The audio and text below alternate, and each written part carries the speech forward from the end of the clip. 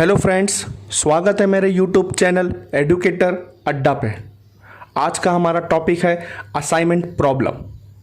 Assignment problem दो type के होते हैं, एक बैलेंस्ड असाइनमेंट प्रॉब्लम, दूसरा होता है unbalanced assignment problem. Balanced assignment problem अगर हो तो कोई टेंशन नहीं है, डायरेक्टली स्टेप को फॉलो करना है। अगर अनबैलेंस्ड टाइप असाइनमेंट प्रॉब्लम होगा तो उसको बैलेंस्ड में पहले कन्वर्ट करो, फिर स्टेप को फॉलो करो। बैलेंस्ड मतलब नंबर ऑफ रो और नंबर ऑफ कॉलम अगर इक्वल है उसको बैलेंस्ड टाइप असाइनमेंट प्रॉब्लम कहा जाता है, या फिर नंबर ऑफ रो और नंबर ऑफ कॉलम अगर दोनों इक्वल नहीं है उसे अनबैलेंस्ड टाइप असाइनमेंट प्रॉब्लम कहा जाता है। और ऐसे टाइम में हमको डमी रो और डमी कॉलम ऐड कर कर अनबैलेंस्ड टाइप असाइनमेंट प्रॉब्लम को बैलेंस्ड में कन्वर्ट करना है। ठीक, इसके अंदर जो मेन मेथड है उसका नाम हंगेरियन मेथड है, जिसको मिनिमाइजेशन मेथड भी कहा जाता है। तो क्वेश्चन के अंदर दो टाइप के क्वेश्चन पूछ सकते हैं, एक मिनिमाइजेशन प्रॉब्लम या फिर मैक्सिमाइजेशन प्रॉब्लम।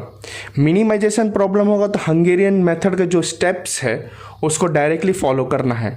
अगर मैक्सिमाइजेशन टाइप का क्वेश्चन पूछा गया हो तो मैक्सिमाइजेशन टाइप के क्वेश्चन को सबसे पहले मिनिमाइजेशन में कन्वर्ट करना है, फिर हंगेरियन मेथड का जो स्टेप है उसको फॉलो करना है।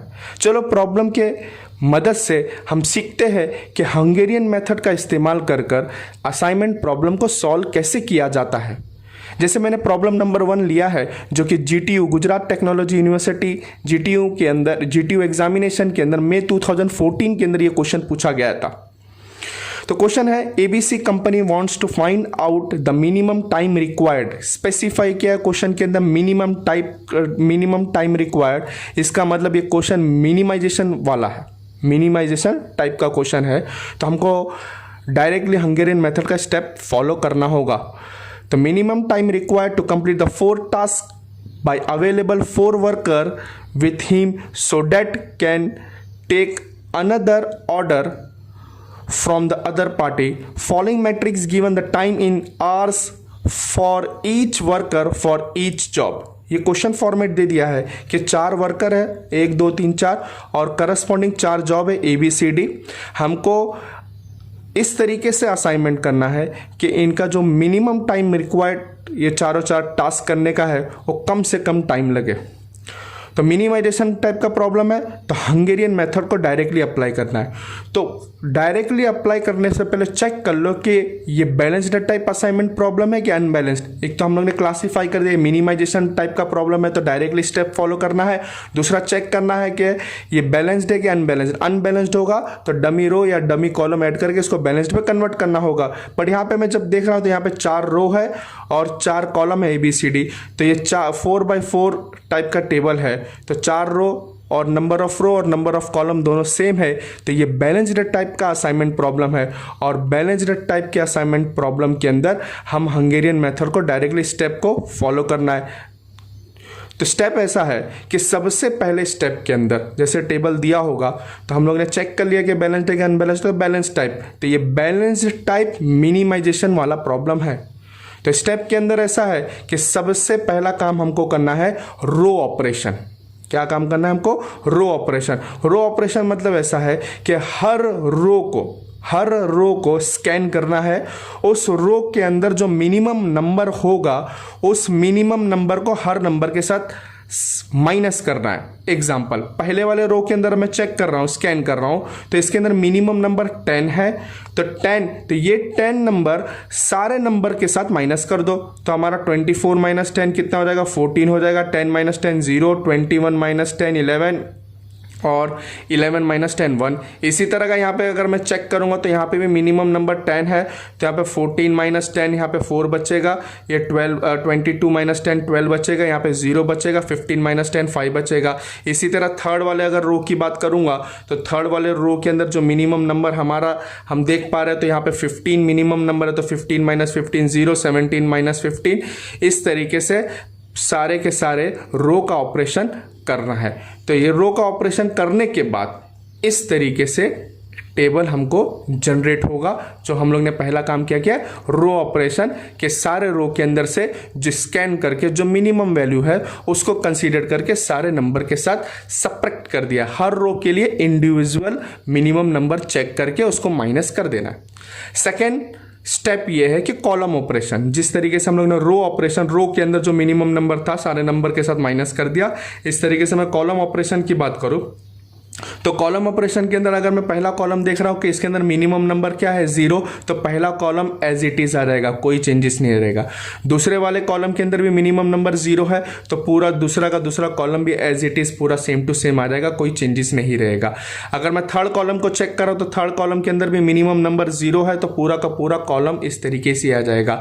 तो डी वाले कॉलम के अंदर देख रहा हूं कि मिनिमम नंबर 1 है तो 1 तो सारे नंबर के साथ उसको माइनस करता तो 1 - 1 0, 5 - 1 4 और 5 - 1 4 और 4 - 1 3 और 2 - 1 1। इस तरीके से हम लोग ने कॉलम ऑपरेशन कर दिया। तो हम लोग ने फर्स्ट स्टेप क्या किया था रो ऑपरेशन, रो में से छोटा वैल्यू को सारे नंबर के साथ माइनस कर दिया। दूसरा स्टेप हम लोग ने किया कॉलम ऑपरेशन, कॉलम ऑपरेशन के अंदर कॉलम के अंदर चेक किया, कॉलम के अंदर स्कैन किया कि इसके अंदर से मिनिमम वैल्यू क्या है उसको कंसीडर करके सारे नंबर के साथ माइनस कर दिया। यहां तक स्टेप आ जाएगा। जो थर्ड स्टेप है जिसको हम लोग कहते हैं असाइनमेंट, ये हमारा फाइनल स्टेप होता है असाइनमेंट प्रॉब्लम के अंदर। इसी के अंदर बच्चों को कंफ्यूजन होता है कि किस तरीके से असाइनमेंट करें। तो ध्यान से देखें, ये पहला 2 स्टेप बहुत ईजी था और वीडियो छोटी बने इसलिए मैं टेबल पहले से बना के रखा था, कोई टेंशन वाली बात नहीं है। असाइनमेंट करना है, अब असाइनमेंट के अंदर कौन से रूल्स को फॉलो करके हमको असाइनमेंट करना है कि जिसकी वजह से हमारा ऑप्टिमम सोल्यूशन रीच हो। तो स्टेप ऐसा है कि कॉलम और रो ऑपरेशन और कॉलम ऑपरेशन करने के बाद हमको चेक करना है, स्कैन करना है रो के अंदर। अब हम लोग असाइनमेंट करने जा रहे हैं, स्कैन करना है रो के अंदर, हर रो के अंदर चेक करना है कि कहाँ पे 1 0 है, कहाँ पे 1 0। हम लोग रो स्कैन कर रहे हैं तो फर्स्ट रो को स्कैन किया तो यहाँ पे 2 0 है तो यहाँ पे असाइनमेंट नहीं कर, सबसे पहले असाइनमेंट वहाँ करना है जहाँ पे 1 0 है। और असाइनमेंट कब तक करना है, जब तक सारे 0 कैंसिल ना हो जाए। दिखाता हूं कि किस तरीके से करते हैं। तो फर्स्ट वाला रो जब मैंने स्कैन किया तो फर्स्ट वाले रो के अंदर देखा तो 2 0 था तो इसको कंसीडर नहीं कर सकते। सेकेंड वाले रो के अंदर मैं देखा 1 0 था तो 1 0 वाले नंबर को मैं कंसीडर करता हूं। तो 1 0 वाले नंबर को मैंने जब कंसीडर करा तो कंसीडर करने के बाद जैसे ही मैंने उसको कंसीडर करूंगा तो करस्पॉन्डिंग हमारा जो कॉलम रहेगा, अगर रो स्कैन कर रहा हूं तो करस्पॉन्डिंग कॉलम को कैंसिल कर दो, तो मैं कैंसिल कर दूं। इसका मतलब ऐसा है कि अब इस रो के अंदर और इस या फिर करस्पॉन्डिंग कॉलम कैंसिल, तो इस करस्पॉन्डिंग कॉलम के अंदर जितने भी एलिमेंट है उसको कंसीडर नहीं करना है। नेक्स्ट स्टेप के अंदर उसके अंदर जितने भी एलिमेंट है उसको कंसीडर नहीं करना है। तो यहाँ पे अगर मैं थर्ड वाली रो के अंदर देख रहा हूँ तो थर्ड वाली रो के अंदर भी 1 ही 0 है तो इसको मैंने कंसीडर कर लिया। कंसीडर करने के बाद करस्पॉन्डिंग कॉलम कैंसिल कर दिया। याद रखना कि हम लोग रो स्कैन कर रहे हैं तो कैंसिल क्या होगा, हमारा करस्पॉन्डिंग कॉलम। फोर्थ वाले रो के अंदर चेक कर रहा हूं तो 1 भी 0 नहीं है, ठीक है। अब इस तरीके से मैं कॉलम चेक करता हूं, फर्स्ट कॉलम तो चेक नहीं करूंगा। रो के बाद अब कौन सा स्कैन करना है, कॉलम स्कैन करना है। तो पहला कॉलम तो स्कैन कर नहीं सकता, दूसरा वाला कॉलम स्कैन कर सकता, तो दूसरे वाले कॉलम के अंदर 1 0 यहाँ पे दिख रहा है। अब कॉलम जब मैं स्कैन कर रहा हूँ और असाइनमेंट करता हूँ किसी भी नंबर को तो करस्पॉन्डिंग रो को पूरा का पूरा कैंसिल कर देना है। करस्पॉन्डिंग रो को पूरा का पूरा कैंसिल कर देना है। फिर थर्ड वाला कॉलम तो मेरे को स्कैन करना ही नहीं है। फोर्थ वाले कॉलम को देखा तो यहाँ पे 0 नहीं है। तो ये देखने के बाद मैंने ये पता चला कि जो असाइनमेंट सारे के सारे देखो 0 कट गए, सारे के सारे 0। ये असाइनमेंट कब तक करना है, जब तक सारे 0 कैंसिल ना हो जाए। फिर चेक करना कि ऑप्टिमम सोल्यूशन रीच हुआ है कि नहीं रीच हुआ। उसको चेक करने का तरीका ये है कि जितने नंबर ऑफ रोज है, जितने नंबर ऑफ रोज है उतना असाइनमेंट होना चाहिए। अगर उतना असाइनमेंट नहीं हुआ है तो प्रोसीजर को आगे प्रोसीजर को आगे फॉरवर्ड करना है, आगे और स्टेप करना पड़ेगा। अगर नंबर ऑफ रो और नंबर ऑफ असाइनमेंट है जो हम लोग ने असाइनमेंट किया है, अगर ये दोनों सेम रहता है तो यहाँ पे हमारा सोल्यूशन आ गया। इसके बाद का कोई भी स्टेप नहीं कर रहा है, डायरेक्टली हमारे को जो भी टोटल मिनिमम कॉस्ट पूछा गया है या टोटल मिनिमम आवर्स पूछा गया है उसको कंसीडर करके आंसर ला देना है। बट यहाँ पे जब मैं चेक कर रहा हूँ कि नंबर ऑफ रोज 4 है बट असाइनमेंट सिर्फ 3 हुआ, नंबर ऑफ रो कितने हैं 4 है और असाइनमेंट कितना हुआ सिर्फ 3 हुआ, इसका मतलब ऐसा हुआ कि भाई ये अभी ऑप्टिमम सॉल्यूशन रीच नहीं हुआ है, आगे के स्टेप को और आगे फॉरवर्ड करना होगा। तो स्टेप को फॉरवर्ड करने के लिए तरीका ये है कि अब जो बचा हुआ नंबर है जो कैंसिल नहीं हुआ है उस नंबर के अंदर से जो मिनिमम वैल्यू है उसको कंसीडर करना है। इसमें से अगर मैं देख रहा हूं बचा हुआ नंबर ये 12 2 8 है 431, इतना ही बचा हुआ नंबर है जो कैंसल आउट नहीं हुआ है, जो लाइनिंग के अंदर नहीं है उसको बचा हुआ नंबर कहते हैं। तो बचे हुए नंबर के अंदर से जो मिनिमम नंबर है उसको कंसीडर कर यही बचे हुए नंबर के अंदर माइनस करना है, इसको यही बचे हुए नंबर के अंदर माइनस करना है। और ऐसा नंबर जहां पे इंटरसेक्शन हो रहा है दो लाइन का, ऐसा नंबर जहां पे इंटरसेक्शन हो रहा है दो लाइन का, इस नंबर को वहां पे ऐड करना है और कोई नंबर को कोई भी छेड़ना नहीं है। जैसे ये सारे नंबर के अंदर तो माइनस हो जाएगा और इंटरसेक्शन नंबर अगर मैं चेक करूं तो इंटरसेक्शन नंबर ये है, देखो यहाँ पे हॉरिजॉन्टल लाइन और वर्टिकल लाइन इंटरसेक्ट हो रही है तो ये 14 के अंदर प्लस करना पड़ेगा 1 को। इसी तरह इंटरसेक्शन नंबर यहाँ पे 11 है, 11 के अंदर देखो हॉरिजॉन्टल लाइन और वर्टिकल लाइन मैच हो रही है तो यहाँ पे इंटरसेक्शन पॉइंट ये रहा 11 तो यहाँ पे ऐड करना पड़ेगा, बाकी कोई नंबर में कोई चेंजेस नहीं आएगा। तो मैं सारे के सारे नंबर को वापस से लिख लेता हूं। तो इंटरसेक्शन पॉइंट वाले नंबर के वहां चेंजेस आएगा, जिसमें चेंजेस आएगा उसको पहले लिख लेता हूं। तो यहाँ पे अगर मैं ये वाले इंटरसेक्शन पॉइंट पे चेंजेस आएगा तो 14 यहाँ पे हमको ऐड करना है, बचे हुए नंबर में क्या करना है माइनस करना है। तो 14 + 1 कितना हो जाएगा 15, यहाँ पे मैंने लिख लिया। यहाँ पे चेंजेस था, यहाँ पे चेंजेस था तो 11 + 1 कितना हो जाएगा 12, ठीक है। और बचे हुए नंबर में चेंजेस था, बचे हुए नंबर में क्या था कि सारे के सारे नंबर के साथ माइनस करना था। तो 12 - 1 हमारा कितना हो जाएगा 11 हो जाएगा।